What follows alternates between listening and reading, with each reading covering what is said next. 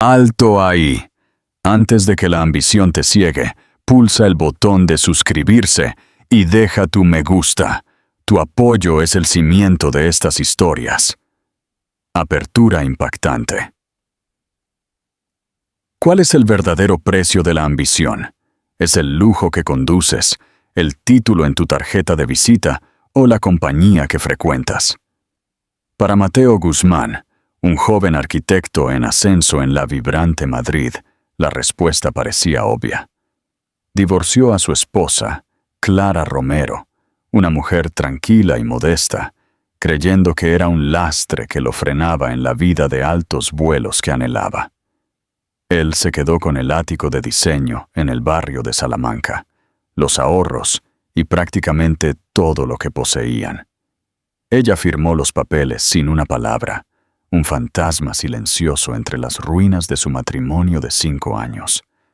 Pero lo que Mateo no sabía era que su silencio no era debilidad, era una promesa. Y meses después, el mundo entero descubriría la impensable verdad. La discreta mujer que había desechado era Clara de la Vega, la única heredera de un imperio global multimillonario. ¿Qué precio pagaría Mateo por su ambición? ¿Sería el éxito una jaula dorada o un abismo? El precio de la ambición. Un divorcio en el barrio de Salamanca, capítulo 15.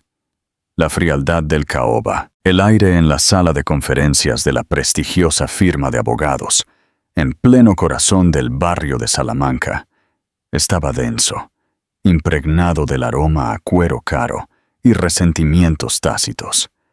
Era un ambiente frío y estéril, apropiado para la disección de un matrimonio de 5 años.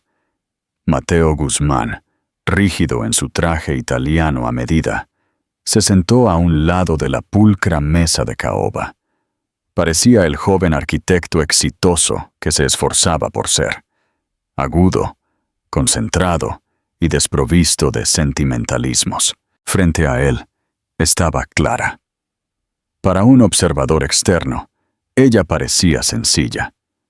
Su cabello castaño ceniza estaba recogido en un moño simple. Su atuendo, un discreto cardigan gris sobre una blusa blanca sencilla, parecía absorber la luz en lugar de reflejarla. No había pronunciado una palabra en una hora. Sus manos descansaban tranquilamente en su regazo, su mirada fija en un rasguño casi invisible en la superficie de la mesa. Su quietud contrastaba bruscamente con el monótono zumbido de las voces de los abogados mientras leían los términos del acuerdo. Finalmente, Víctor Salgado, el abogado de Mateo, un hombre con la sonrisa de un tiburón, declaró: «La señorita Romero acepta renunciar a cualquier reclamo sobre ingresos futuros, manutención conyugal y cualquier parte de la firma de arquitectura del señor Guzmán, Guzmán Diseños, S.L.». Mateo miró a Clara, esperando un atisbo de protesta, una lágrima, una última y desesperada súplica. No hubo nada. Su inmovilidad era inquietante. Se había preparado para una lucha, había ensayado sus argumentos. Él estaba construyendo un imperio. Ella se contentaba con cuidar su pequeño jardín en la azotea y ser voluntaria en la biblioteca local. Ella no compartía su hambre. Ella era, en su opinión, un capítulo hermoso, cómodo, pero en última instancia, sin ambición de su vida. Necesitaba cerrarlo. La señorita Reyes, la abogada de Clara nombrada por el tribunal, preguntó suavemente: «¿Está segura de esto, Clara? Usted tiene derecho a la mitad de los bienes, incluida una parte de su floreciente negocio». Clara finalmente levantó los ojos. Eran de un azul profundo y claro, y por un momento se encontraron con la mirada de Mateo.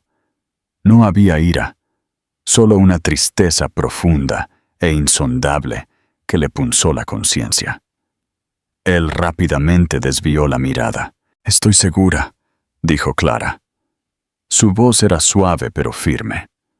No quiero nada, solo los objetos personales enumerados, mis libros, el medallón de mi abuela y el olivo en maceta del patio. Mateo casi se burló.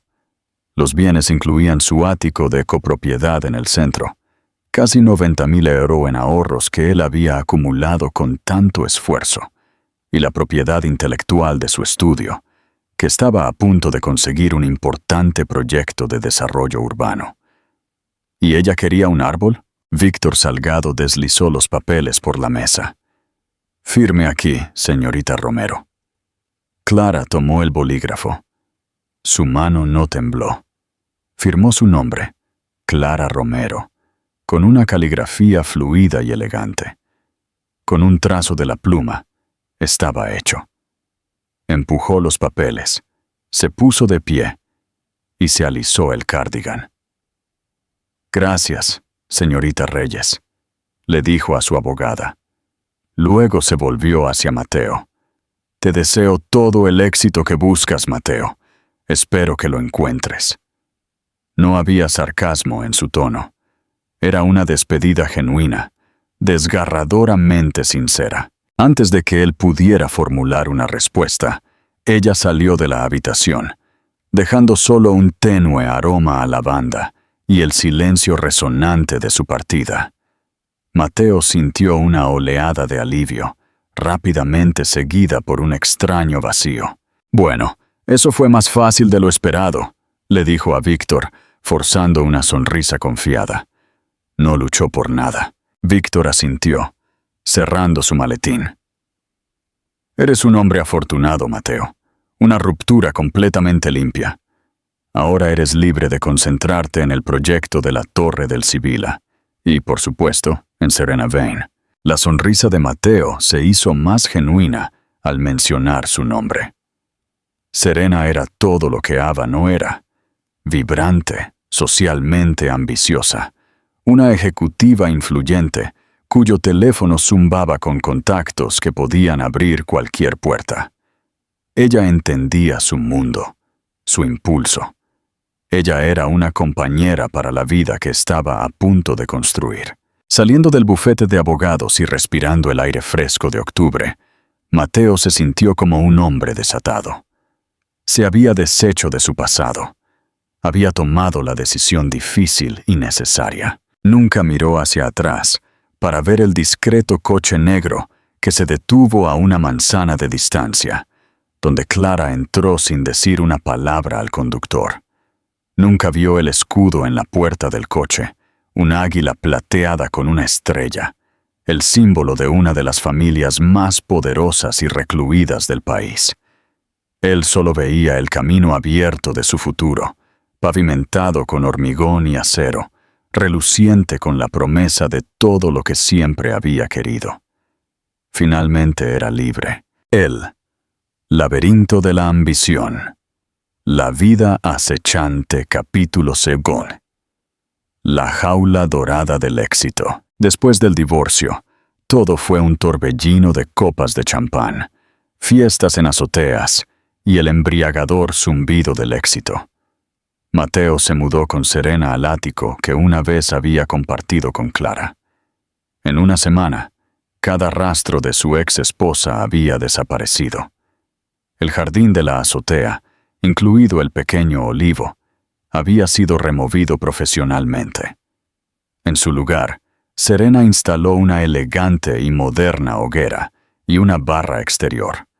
Las paredes, una vez pintadas en tonos cálidos y terrosos que Clara amaba, ahora eran de un blanco galería austero.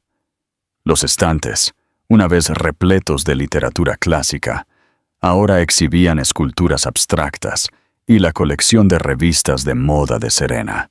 Por fin parece el hogar de un hombre que va a llegar lejos, dijo Serena, deslizando una mano cuidada por su brazo una noche mientras contemplaban las luces de la ciudad. Mateo sintió una punzada de algo, quizás culpa, o solo el fantasma de un recuerdo. Recordó haber construido las jardineras con Clara un sábado soleado, sus manos cubiertas de tierra, riendo mientras ella lo rociaba accidentalmente con la manguera. Descartó el pensamiento. Esto era mejor. Esta era la imagen del éxito. El proyecto de la Torre del Sibila era su boleto dorado.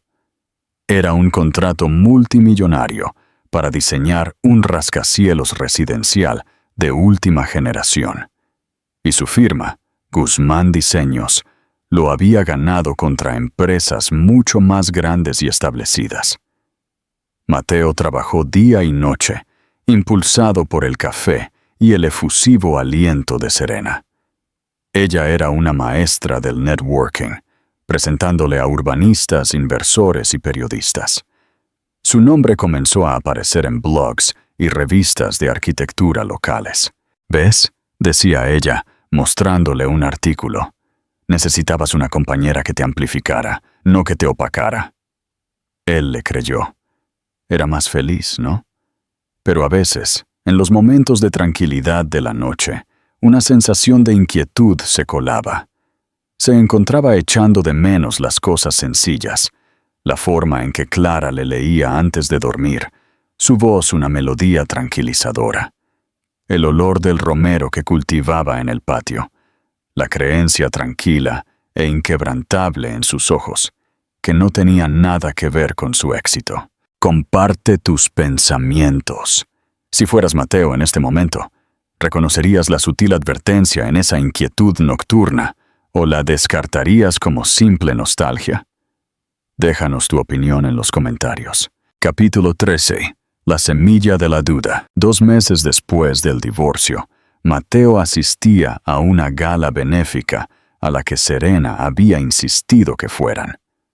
Se sentía incómodo con su esmoquín alquilado, rodeado de dinero antiguo y poder heredado.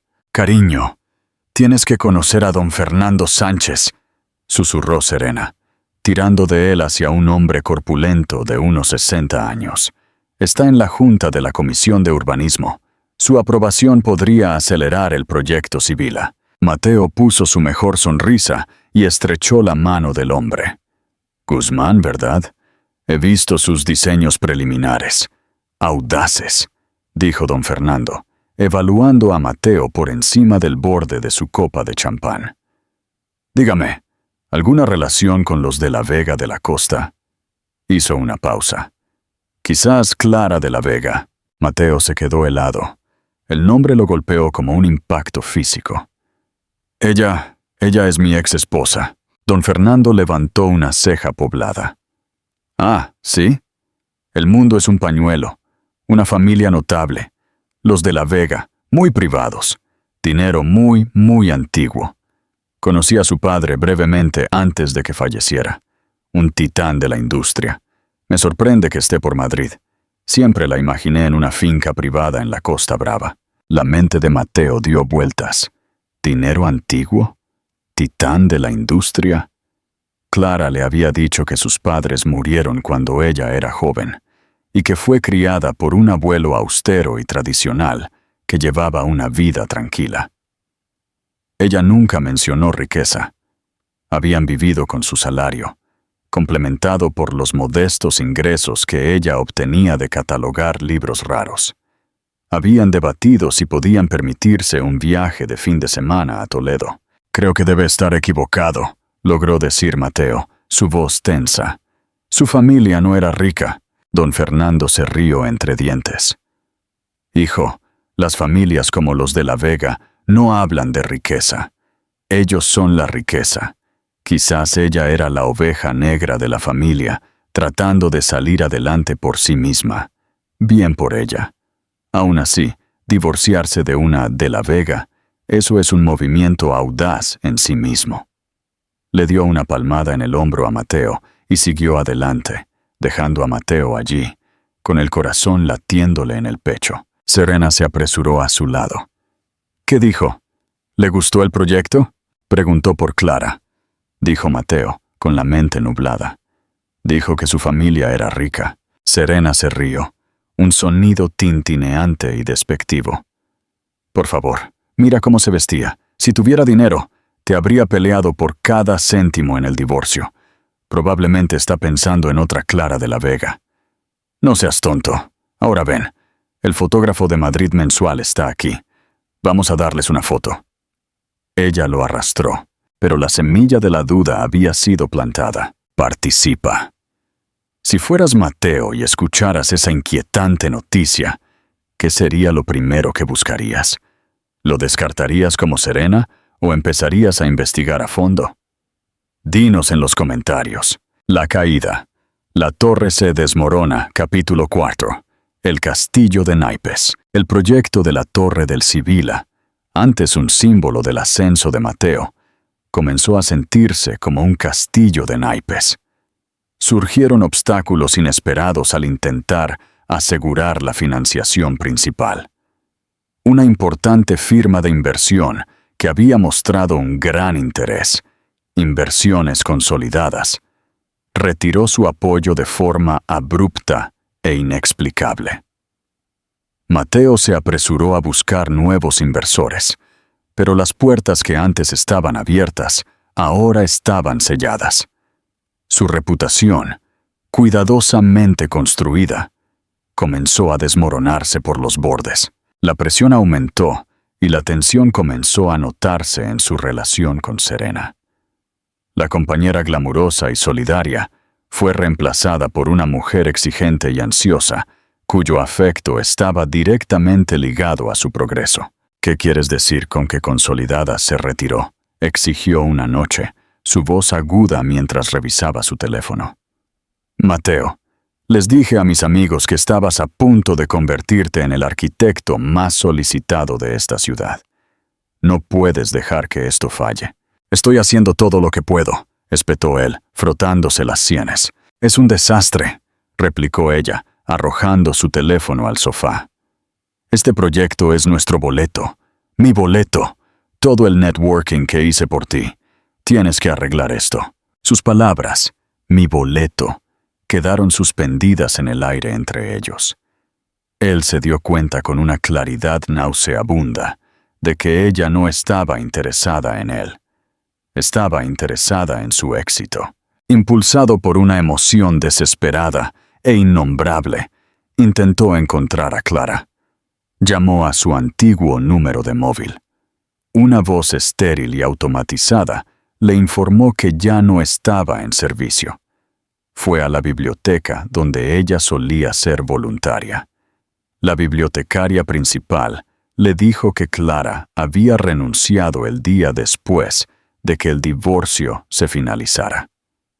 No dijo a dónde iba, dijo la mujer, solo que un capítulo de su vida se estaba cerrando.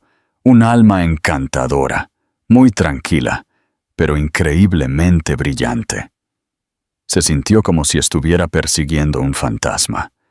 Clara Romero simplemente dejó de existir. Su desesperación lo llevó a una caja de cosas viejas de Clara, trabajos universitarios y objetos sentimentales que ella había olvidado en el fondo de un armario. Encontró una fotografía descolorida de una impresionante finca palaciega a orillas del agua, con una joven Clara de pie en el césped junto al formidable don Alejandro. En la parte posterior, con su elegante caligrafía, estaba escrito: Finca de la Vega. Verano, 05. De la Vega. No Romero. Una búsqueda rápida de Finca de la Vega lo llevó por un laberinto de información. La finca era una propiedad famosa y recluida cerca de la Costa Brava. Propiedad de la familia de la Vega. Hizo clic en un enlace a un artículo de Vanity Fair de hace una década titulado La realeza reclusiva de Europa, la dinastía de la Vega. El artículo describía un vasto imperio multimillonario, construido sobre el transporte marítimo, las finanzas y la tecnología, todo controlado por el patriarca intensamente privado, don Alejandro de la Vega. Mencionaba a su único hijo, quien había muerto trágicamente en un accidente automovilístico con su esposa, dejando una única hija. La sangre de Mateo se heló. Hizo otra búsqueda. Nieta de don Alejandro de la Vega. Los resultados eran escasos. Los de La Vega eran maestros en borrar su huella digital. Pero encontró una foto borrosa de un evento social de hacía años. Mostraba a don Alejandro de La Vega con una joven cuyo rostro estaba parcialmente oscurecido. Pero Mateo conocía ese perfil. Era Clara. Se desplomó en su silla, las paredes blancas y estériles de su ático perfecto, sintiendo que se le cerraban encima. Clara Romero no existía. Era una construcción. Se había casado con Clara de La Vega Sterling. Las implicaciones se estrellaron sobre él. El divorcio fácil, su falta de interés en su dinero, la tranquila dignidad que él había confundido con debilidad. Todo era una mentira. O más bien, él había estado viviendo una mentira. Y era el único que no lo sabía. Las piezas encajaron con una claridad horripilante. Inversiones consolidadas, la firma de inversión que se había retirado de su proyecto. Su empresa matriz era de La Vega Global Investments. No era mala suerte, no era coincidencia, era un mensaje. No se había divorciado de una tranquila bibliotecaria. Se había divorciado de la heredera de la fortuna de La Vega.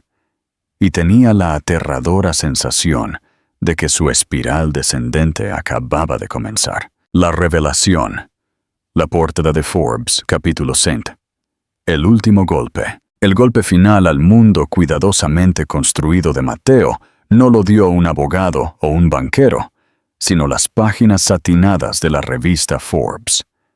Era martes por la mañana. Mateo no había dormido en 2 días, intentando desesperadamente salvar el proyecto de la Torre del Sibila.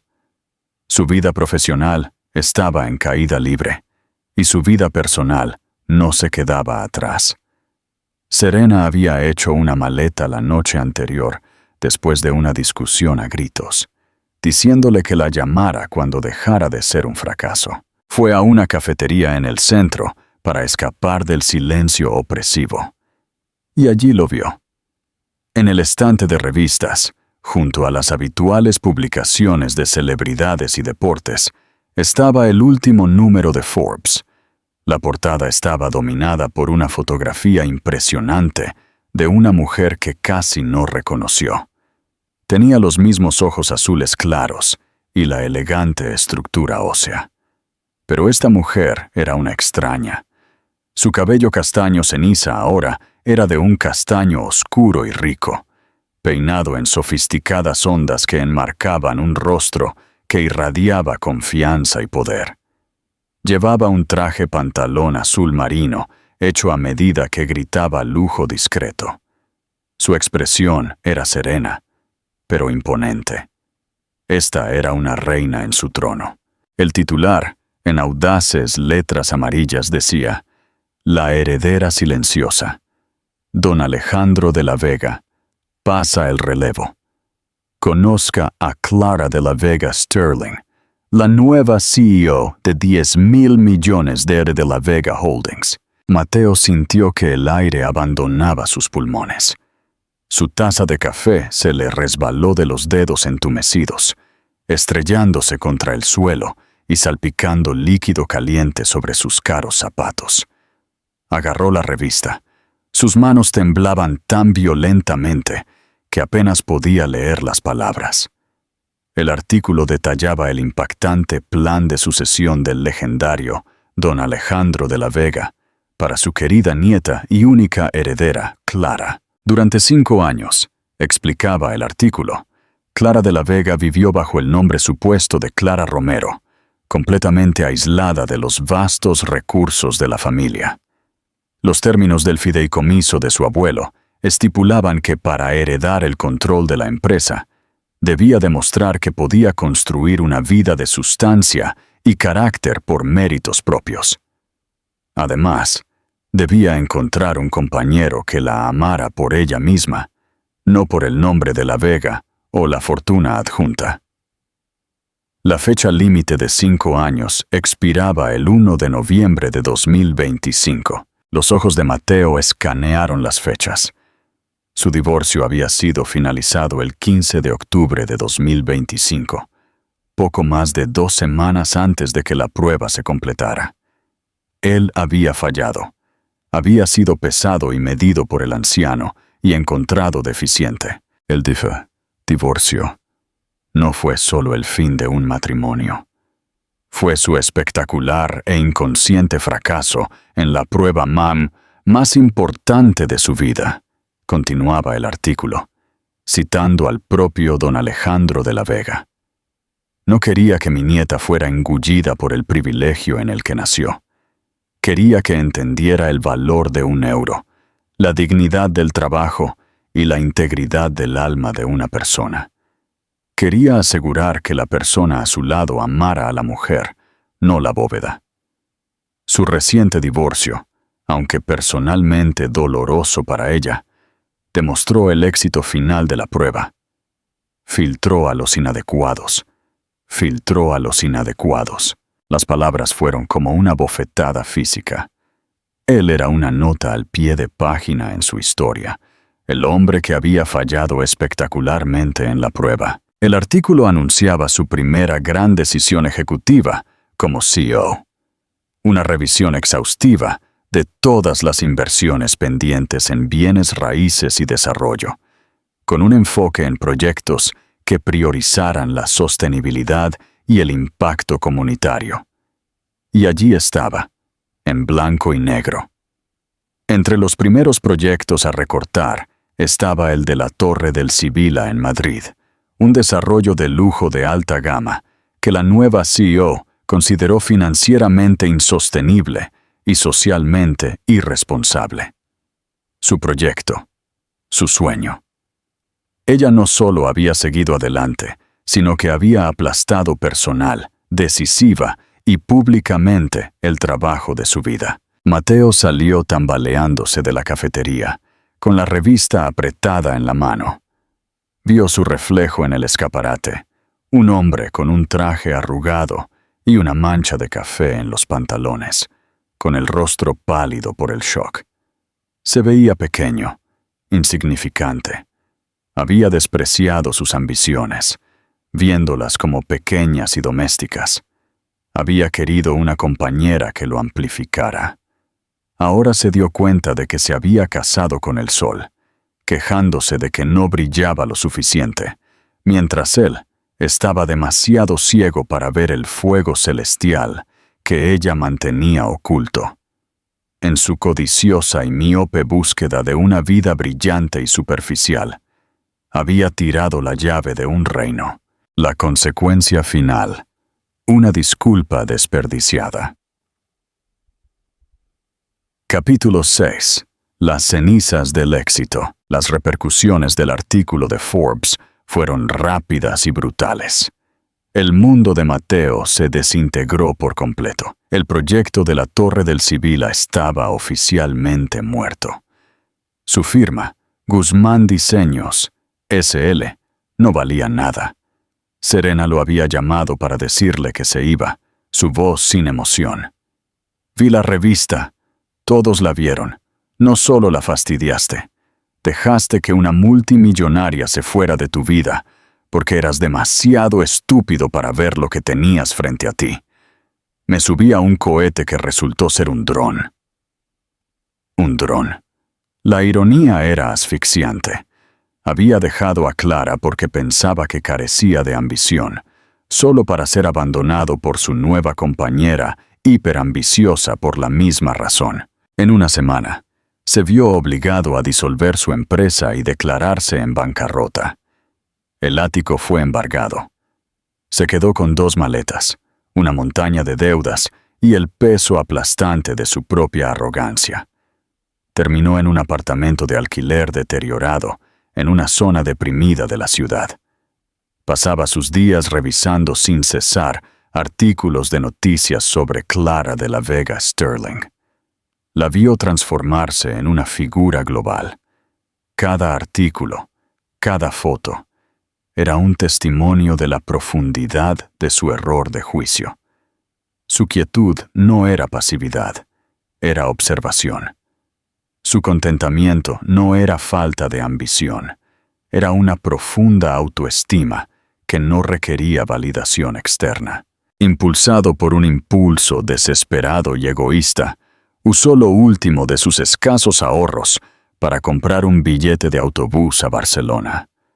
El viaje fue largo y agonizante, dándole demasiado tiempo para pensar. Al tercer día, finalmente la vio.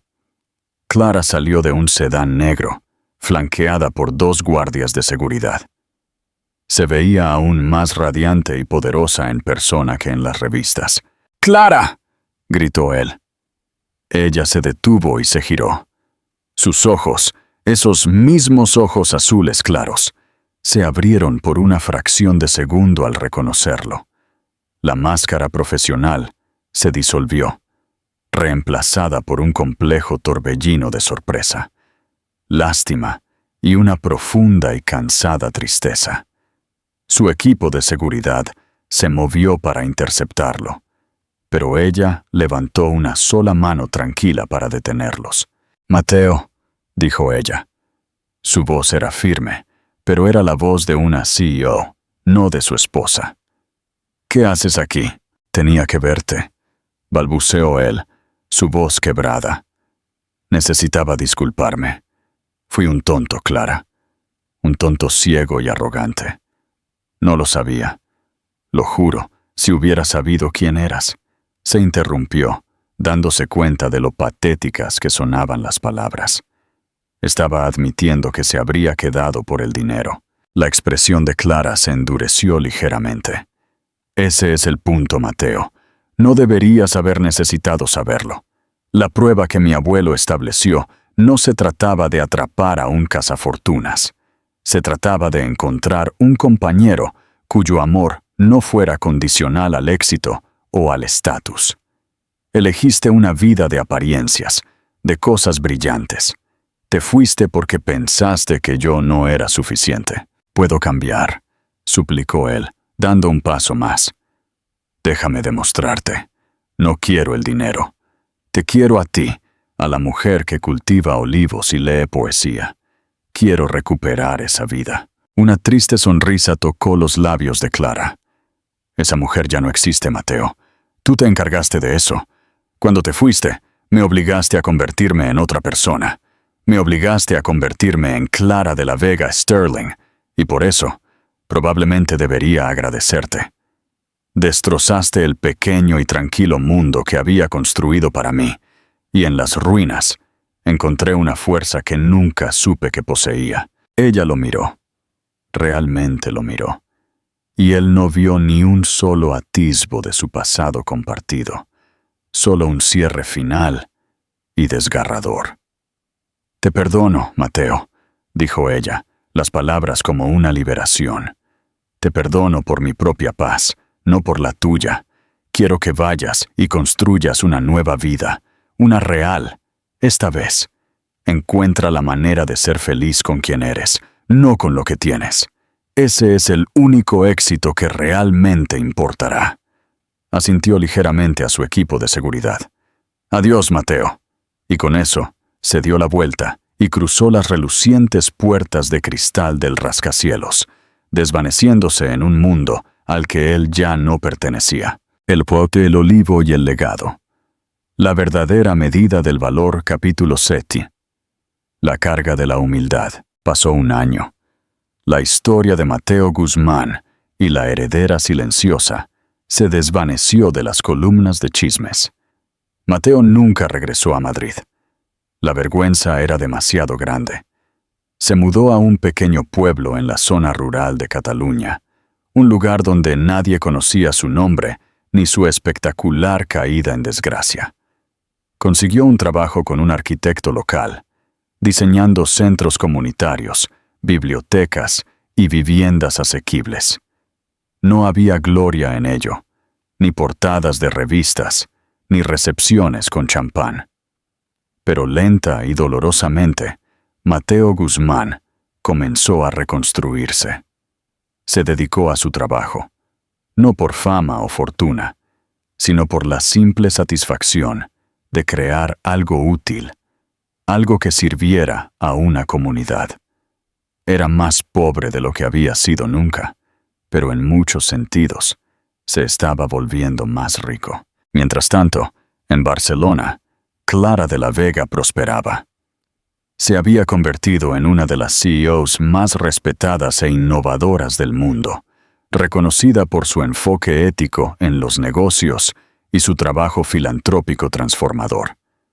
Era inmensamente rica, pero nunca perdió la parte de sí misma forjada en esos 5 años de tranquilidad. Todavía encontraba consuelo en el jardín de la azotea de su ático en el Example, donde el pequeño olivo de Madrid ahora se alzaba alto y fuerte, un símbolo viviente de su pasado y su resiliencia. Al final, esta no es solo una historia sobre dinero o una identidad secreta. Es una lección poderosa sobre el valor. Mateo Guzmán persiguió una vida que creía querer, una vida de estatus y aplausos, y al hacerlo, perdió algo verdaderamente inestimable. Aprendió por las malas que el valor de una persona no se define por su cuenta bancaria, sino por su carácter. Clara de la Vega, por otro lado, le mostró al mundo que la verdadera fuerza no se trata de luchar en cada batalla. A veces, el movimiento más poderoso es un silencio estratégico, un retiro tranquilo para construir una base más sólida. Perdió un esposo, pero se encontró a sí misma, y en el proceso, heredó el mundo. Tu veredicto ahora. Queremos saber qué piensas, nuestro querido espectador, sobre esta fascinante historia. ¿Crees que el abuelo de Clara, don Alejandro de la Vega, tuvo razón al someterla a una prueba tan difícil y dolorosa? Y lo que es más importante, ¿crees que alguien como Mateo, que lo perdió todo y ahora trabaja humildemente en Cataluña, puede realmente redimirse de su codicia inicial? Déjanos tu opinión en los comentarios a continuación. El peso de la humildad, los cimientos del carácter. En su pequeño pueblo de Cataluña, Mateo Guzmán encontró un ritmo que le era ajeno a su existencia anterior, pero esencial para su supervivencia. Su nuevo jefe, el viejo señor Tomás, no estaba interesado en marcas o conceptos deslumbrantes. Le interesaba el diseño eficiente y reflexivo. Los días de Mateo no se pasaban dibujando ambiciosos rascacielos, sino en los detalles meticulosos del aislamiento, los muros de carga y las rampas accesibles. Era un trabajo humilde. Su mente, una vez elevándose por encima de las nubes, ahora estaba anclada en la tierra y la realidad de la comunidad. Todavía pensaba en Clara a diario, pero la imagen había cambiado. Ya no veía a la poderosa CEO en la portada de Forbes. Veía a la mujer que había reído mientras construían una jardinera. La mujer que podía citar poesía renacentista de memoria. El arrepentimiento no era por el dinero perdido, sino por el hombre que había dejado de ser. El hombre que había sido digno de su amor incondicional. Un sábado lluvioso, mientras diseñaba un plano para una nueva ala de la biblioteca del pueblo, sintió un dolor familiar y punzante de culpa. El diseño era para una tranquila sala de lectura, y se encontró dibujando un pequeño rincón lleno de luz para un solo árbol en maceta. Estaba diseñando la pieza que había desechado descuidadamente. Era pobre, pero estaba construyendo algo real. A los miembros de la comunidad con los que trabajaba, la maestra jubilada, el carpintero local, la madre soltera, que necesitaba guardería asequible, no les importaba su pasado. Solo les importaba que el techo no tuviera goteras y que el diseño fuera acogedor. Finalmente entendió lo que Clara quería decir. Su valor ahora se medía por el servicio que brindaba, no por las ganancias que generaba. Capítulo 8. La nueva brújula de Clara. Mientras tanto, El liderazgo de Clara de la Vega Sterling en De la Vega Holdings continuaba transformando el panorama financiero global. Su decisión de desinvertir en bienes raíces de lujo de alto riesgo, una medida muy criticada en su momento, resultó providencial cuando el mercado experimentó una fuerte caída. Los medios la apodaron la CEO Brújula, la que navegaba por la ética, no solo por los márgenes de beneficio. Su enfoque en el trabajo filantrópico, particularmente la Fundación de la Vega para las Artes y la alfabetización, era su proyecto de pasión personal. A menudo se retiraba a las oficinas de la fundación para trabajar junto a los directores, sintiéndose más ella misma allí que en cualquier sala de juntas. Una mañana, Julián, su leal jefe de personal, entró en su espaciosa oficina. Clara, tengo algunos documentos finales para el nuevo proyecto del centro comunitario en Cataluña. Es el que la fundación está financiando por completo. Clara firmó los papeles. ¿Es satisfactoria la firma de arquitectura? Quiero asegurarme de que el diseño sea verdaderamente sostenible y centrado en la comunidad. Más que satisfactoria, sonrió Julián levemente. Son una pequeña firma local, pero su propuesta de diseño fue excepcional. El arquitecto principal, un señor llamado señor Tomás, mencionó que los planos finales fueron en realidad completados por su asociado más reciente. Le impresionó particularmente la inclusión de un rincón de lectura especializado, lleno de luz, para la sección infantil. Dijo que mostraba una profunda comprensión de la comodidad tranquila. Clara hizo una pausa, con el bolígrafo suspendido sobre la última línea. Un recuerdo repentino y nítido de ese ático, de esa quietud compartida, cruzó por su mente. No necesitaba preguntar quién era el asociado más reciente. Miró a Julián, con el rostro ilegible. Asegúrese de que el arquitecto reciba todo el crédito y se le pague puntualmente, instruyó Clara, con voz tranquila y profesional. La calidad del carácter a menudo se revela en los detalles más pequeños. Julián asintió, recogiendo los papeles. Al llegar a la puerta, escuchó a Clara hablar de nuevo, en voz baja, para sí misma. Espero que haya encontrado su centro. La última consecuencia. Un amanecer compartido. Capítulo 9. El fruto de la humildad. Varios meses después, Mateo recibió una sorpresa por correo. Un generoso y no solicitado cheque de bonificación de la Fundación de la Vega para las Artes y la Alfabetización por su excepcional contribución al proyecto del Centro Comunitario de Cataluña. Fue suficiente para pagar una parte significativa de su deuda restante. No era una limosna, era un pago por un trabajo bien hecho. Era un reconocimiento de su carácter, no de su potencial. Sabía exactamente de dónde venía. Miró el sello en el sobre, el águila plateada con una estrella. No sintió ira ni humillación, solo una tranquila y profunda sensación de comprensión. Fue el último acto de misericordia silenciosa de Clara, reconociendo al hombre reformado, sin tener que reconocer el fracaso del antiguo. Usó una parte de los fondos para comprar un pequeño negocio local en apuros, un vivero de plantas especializado en hierbas tradicionales y árboles ornamentales. Aprendió los nombres de los suelos y los ciclos de las estaciones. Encontró una extraña clase de paz en el trabajo constante y silencioso de nutrir la vida. Una mañana, un año después de su partida, Mateo salió temprano, cuidando sus plantas, observando el amanecer sobre las ondulantes colinas de Cataluña. Buscó un pequeño y maltratado retoño que necesitaba ser trasplantado. Era un joven y tenaz olivo. Mientras acunaba suavemente las raíces, sacó su viejo y gastado teléfono.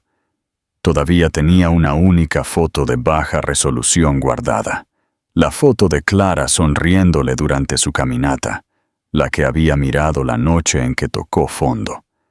Se dio cuenta de que finalmente podía mirar esa foto sin el dolor aplastante del arrepentimiento, sino con una gratitud simple y genuina. Se le había dado una segunda oportunidad, no una segunda oportunidad con ella, sino una segunda oportunidad en la vida. A kilómetros de distancia, en su ático de Barcelona, Clara de la Vega Sterling también observaba el amanecer, sorbiendo una tranquila taza de té en su terraza. Colocó su taza junto a un robusto y próspero olivo. Sintió una profunda sensación de paz. No solo había sobrevivido a la prueba, sino que había utilizado su dolor para construir algo más grande que ella misma. Era rica, sí, pero su mayor activo era la base de carácter que había construido cuando no tenía nada. La herencia más valiosa que recibió no fue la empresa multimillonaria, sino la fuerza tranquila obtenida al ser simplemente clara. Conclusión. Significativa y CTA. La verdadera medida del valor. Esta es la lección definitiva de la heredera silenciosa. La verdadera riqueza no radica en lo que posees, sino en quién te conviertes cuando no tienes nada. Mateo persiguió el brillo del éxito y lo perdió todo. Clara abrazó la humildad y ganó el mundo. Ambos pagaron un precio, pero solo uno encontró la redención en las ruinas. Tu veredicto final. ¿El inesperado camino de Mateo hacia la redención cambió tu opinión sobre él? ¿Crees que el perdón silencioso de Clara fue la decisión correcta? ¿O debería haberlo confrontado cara a cara? Queremos leer tu opinión en los comentarios. Nos encanta leer vuestras perspicaces opiniones. Si esta conmovedora conclusión te dio el cierre que necesitabas, por favor, no olvides darle me gusta y compartir este video. Y para más inmersiones profundas en historias que desafían el significado del éxito, asegúrate de haberte suscrito a nuestro canal. Gracias por acompañarnos en este viaje. El verdadero legado de Don Alejandro. El codicilo. En el círculo íntimo de la Vega Holdings, la historia de la prueba de 5 años de Clara era legendaria. Sin embargo, pocos conocían la complejidad total del testamento de Don Alejandro de la Vega. Julián, jefe de personal de Clara y albacea de los asuntos personales de Don Alejandro, se sentó solo una tarde, revisando los documentos del fideicomiso. Don Alejandro no solo había puesto a prueba a Clara, sino que había establecido una salvaguarda para su decisión final. Un codicilo estipulaba que si el esposo de Clara fallaba la prueba y se divorciaban, todos los activos originalmente destinados al apoyo profesional del esposo serían automáticamente desviados al Fondo de Desarrollo Urbano Sostenible de la Fundación de la Vega. Este fondo, que ahora valía cientos de millones gracias a los activos desviados, era exactamente el dinero que Clara utilizaba ahora para financiar proyectos éticos y centrados en la comunidad, incluido el mismo centro comunitario en el que Mateo estaba involucrado. Julián se dio cuenta, con el corazón apesadumbrado, de que Mateo Guzmán no solo había perdido una esposa. Inconscientemente, había financiado el futuro ético que su codicia había rechazado. Su espectacular fracaso se había convertido en el cimiento literal de la exitosa misión de Clara. El dinero del proyecto de la Torre del Sibila no desapareció. Se transformó en una fuerza para el bien, un testimonio de la profunda comprensión de Don Alejandro de la naturaleza humana. Capítulo 6. El fruto de la humildad. El vivero de plantas de Mateo, inicialmente un santuario tranquilo, comenzó a prosperar sutilmente. Se especializó en especies raras y resistentes, como el olivo, y encontró alegría al hablar con los miembros de la comunidad local sobre la jardinería sostenible. Una tarde, un hombre elegante y bien vestido de unos 50 años entró en el vivero. Se presentó como el señor Herrero, un arquitecto paisajista de una reconocida firma, con sede en Valencia. «¿Señor Guzmán?», preguntó Herrero, sus ojos evaluando el espacio limpio y organizado. «Escuché que usted fue el diseñador detrás del nuevo centro comunitario de aquí. Ayudé al señor Tomás con el plan arquitectónico», respondió Mateo humildemente, limpiándose la tierra de las manos. «Fue un esfuerzo de equipo», Herrero asintió. «Un plan brillante, particularmente la orientación solar y el diseño de enfriamiento natural. Pero estoy aquí por sus proyectos personales. Vi su boceto de un jardín en la azotea, el de la nueva ala de la biblioteca. Es magnífico». Mateo reconoció el dibujo. Era el diseño que había hecho aquel sábado lluvioso, un boceto nacido del arrepentimiento. «Solo un hobby, señor». «Un hobby que demuestra genialidad», replicó Herrero. «Mi firma está preparando una importante oferta para un nuevo campus corporativo en Barcelona. El encargo es ecológico, sostenible, integrado en la comunidad. Es un proyecto que prioriza el valor social a largo plazo sobre el brillo a corto plazo». Hizo una pausa, mirando directamente a Mateo. «Necesitamos un diseñador principal que entienda cómo construir cosas que duren, no solo estructuras altas. Alguien que valore el fundamento del alma, tanto como el fundamento del edificio». El corazón de Mateo latió con fuerza. Esta era la oportunidad con la que una vez había soñado. Pero esta vez, el atractivo no era la fama. Era el propósito. «La firma se llama Soluciones Apex», continuó Herrero, «y el cliente es De la Vega Holdings. Son conocidos por sus exigentes estándares éticos». Mateo se quedó helado. De la Vega Holdings. El nombre, que una vez fue un símbolo de su ruina, ahora era el guardián de su segunda oportunidad. «La CEO, la señorita De la Vega, es implacable con las referencias de carácter», advirtió Herrero. «Exige socios que se alineen con sus valores. Necesito saber, señor Guzmán, ¿por qué un arquitecto exitoso de Madrid dejó las grandes ligas por una vida tranquila, cultivando árboles?» Mateo respiró hondo. No ofreció una mentira o una excusa. Le contó al señor Herrero la verdad sin adornos.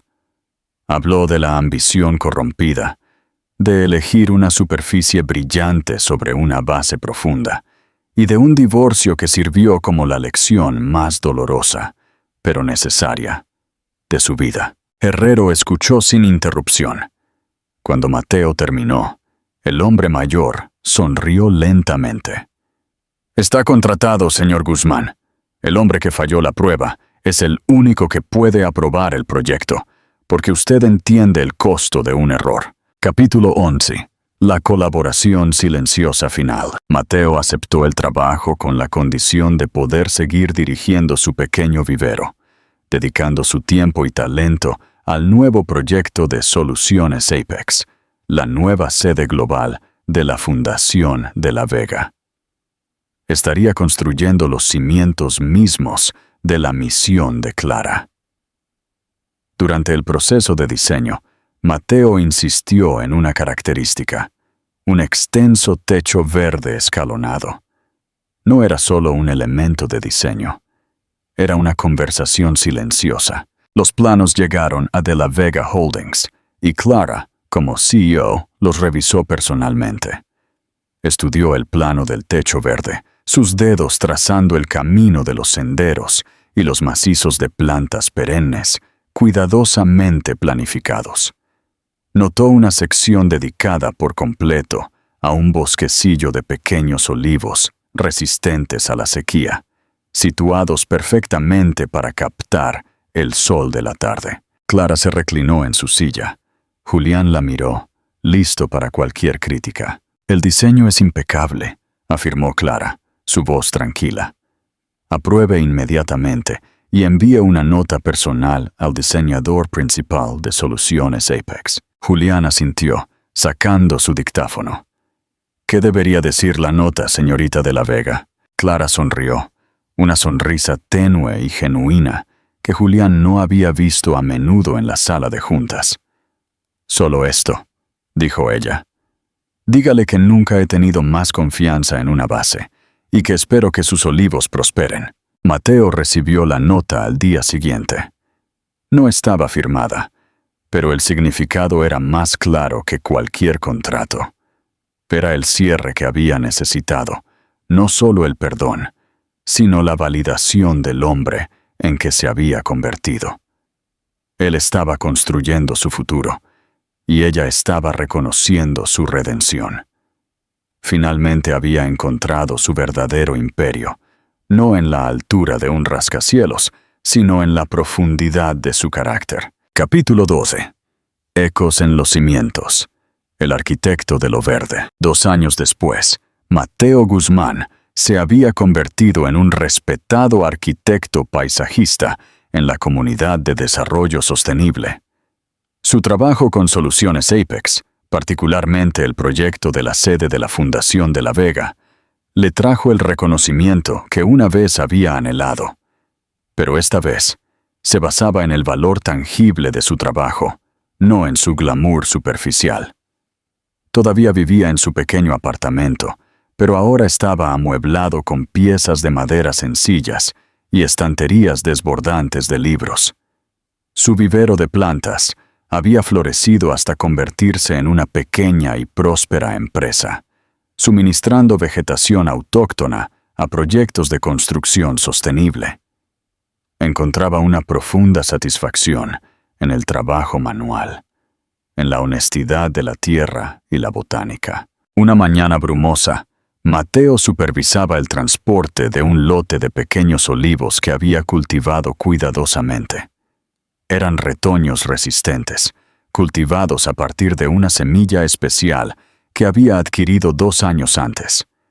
Sabía que estos árboles estaban destinados a Barcelona. Capítulo 13. Clar.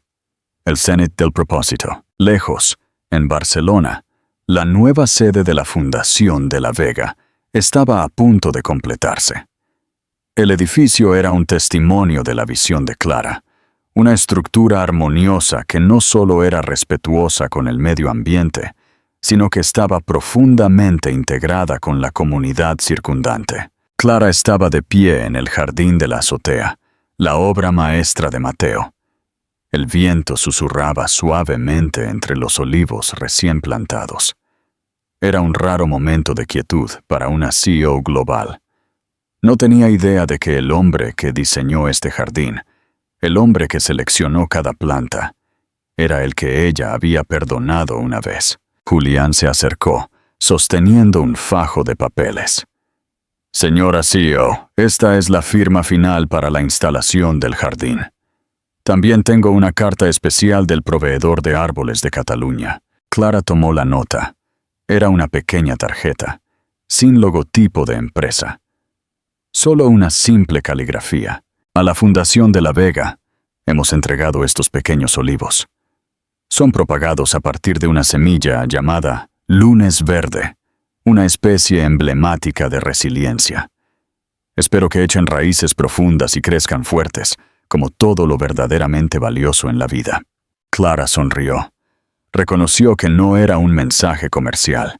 Era un asentimiento silencioso a través de kilómetros y estratos sociales. Clara miró el jardín.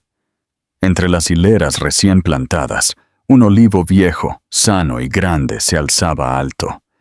Era el mismo árbol que ella había traído de Madrid. Pasó los dedos por la corteza áspera, y los recuerdos la invadieron. Mateo no había podido conservar la llave de su reino, pero su fracaso había creado inadvertidamente la oportunidad de construir ese reino sobre una base mucho más sólida y ética. Él se había ido, pero había dejado atrás el legado invisible de la humildad. Clara lo tenía todo: poder, riqueza y respeto. Sin embargo, sabía que la parte más preciosa de su vida fue el tiempo que pasó viviendo simplemente, encontrando el amor sin un nombre o una fortuna. No odiaba a Mateo, estaba agradecida con él, porque sin su mala elección, ella habría sido para siempre Clara Romero atrapada en una jaula dorada. Se volvió hacia Julián. Julián, por favor, envíe una nota de agradecimiento especial a ese proveedor de árboles. Dígales que nuestro viejo olivo está prosperando, y los nuevos serán el cimiento de nuestro futuro. Capítulo 14. El final abierto. Mateo recibió la nota, una vez más sin firmar, pero comprendió. Cerró los ojos. Lo había perdido todo, pero se había recuperado a sí mismo. Había reconstruido su vida con sinceridad, y ella había construido su reino con compasión. Nunca se volvieron a ver, pero sus espíritus permanecieron conectados a través de un jardín verde en la cima de un rascacielos. Un recordatorio eterno de que, a veces, el mayor fracaso es el comienzo de un éxito mucho más significativo. Una historia de verdadera riqueza. Y así es como la historia de la heredera silenciosa llega a su fin. Ahora, la pregunta para ti: ¿crees que Mateo realmente lamentó su decisión de divorciarse? ¿O aprendió su lección y, en última instancia, se sintió agradecido por el fracaso? Déjanos tus pensamientos en los comentarios. Si te encantó este final conmovedor y significativo, por favor, pulsa el botón de suscribirse y me gusta a este video para apoyarnos. Gracias por acompañarnos en este viaje. ¿Te gustaría que comenzara una historia completamente nueva con un tema diferente?